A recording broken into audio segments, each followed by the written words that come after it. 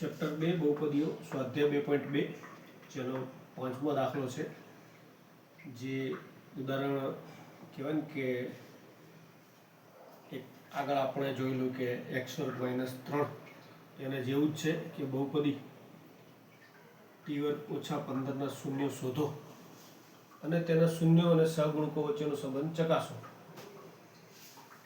તો આપણે આગળ દાખલો જોયો એ શું હતું કે x² - 3 હતા. અહીં શું છે કે t² - 15 છે.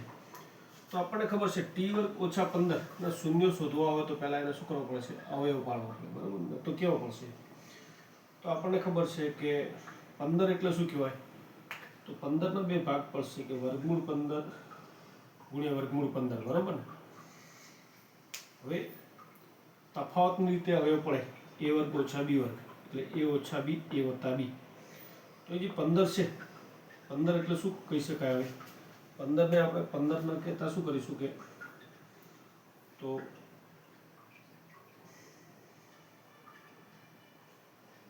વર્ગમૂળ 15 જે છે એનો વર્ગ કરીશું, બરાબર ને? તો વર્ગમૂળ 15 તો t² - વર્ગમૂળ 15 નો વર્ગ એટલે આપણને શું મળશે? તો કે તફાવતની રીતે અવયવ જે પડે છે a - b a + b ની રીતે એટલે t - વર્ગમૂળ 15 t + વર્ગમૂળ 15. તો આપણને બે અવયવ મળ્યા કે t - વર્ગમૂળ 15 t + વર્ગમૂળ 15. તો હવે આ બહુપદીને આપણે શૂન્ય શોધવાની વાત કરીએ. અવયવ તો મળી ગયા, તો આ બહુપદીને આપણે શૂન્ય લઈશું એટલે કે t² - 15 = 0 થાય તો t - વર્ગમૂળ 15 × t + વર્ગમૂળ 15 બરાબર પણ શું થશે? 0 થશે. તો આ આખું પદ 0 થાય તો શું થશે કે t - વર્ગમૂળ 15 બરાબર 0 અથવા t + વર્ગમૂળ 15 બરાબર પણ 0 થાય. હવે અહીં ઓછા વર્ગમૂળ 15 છે, બરાબરની સામે જશે એટલે પ્લસ થઈ જશે અને અહીં જોઈ શકાય છે કે અહીં જે છે t પ્લસ વર્ગમૂળ 15 તો એ બરાબરની સામે જશે એટલે શું થઈ જશે? તો ઓછા વર્ગમૂળ 15 થઈ જશે. તો માટે આપણને શું મળશે? તો શૂન્ય, આ બે શૂન્ય કહી શકાય, બરાબર ને? તો જે બહુપદી હતી t² - 15 જેના શૂન્ય શું થઈ જશે કે વર્ગમૂળ 15 અને ઓછા વર્ગમૂળ 15 થાય. તો આપણે આ બહુપદી ના બે શૂન્યો મળી ગયા. જોયું શું કર્યું આપણે? તો કે પહેલા એના અવયવ પાડ્યા. કઈ રીતે? તો કે આ રીતથી a² - b² ની રીતે a - b a + b થાય એ જ રીતે અહીં શું મળશે? t² - 15 નો અવયવ તો t - વર્ગમૂળ 15 t + વર્ગમૂળ 15 મળશે, બરાબર? તો આ બહુપદીને આપણે 0 સાબિત કરીએ એટલે તો એને શૂન્ય કહેવાય, બરાબર?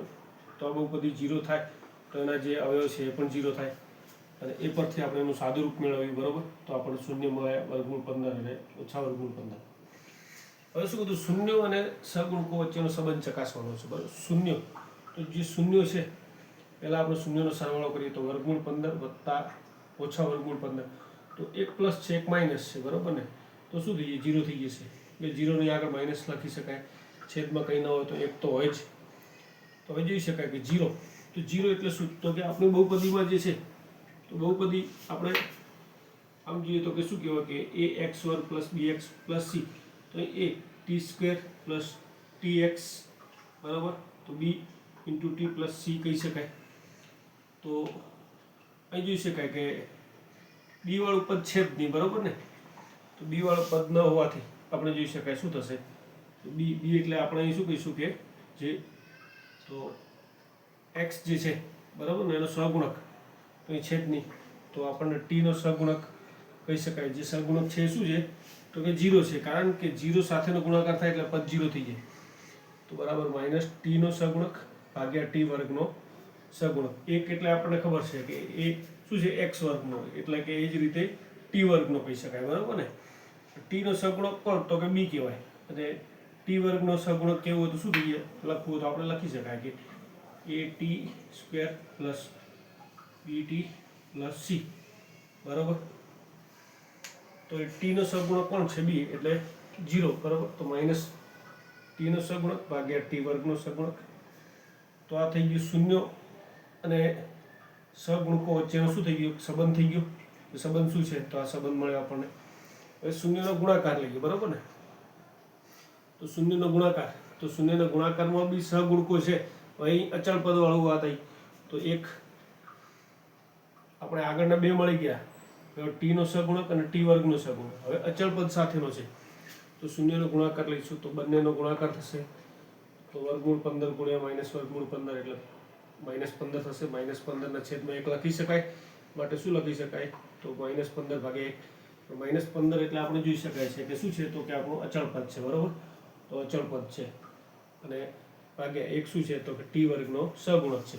તો આ રીતે અચળ પદ અને ટી વર્ગનો સહગુણક મળ્યો, એ પણ શું થઈ ગયું, એક સંબંધ થયો, બરોબર. તો આ રીતે આ દાખલો પણ આપણે ગણી શકાય એમ કે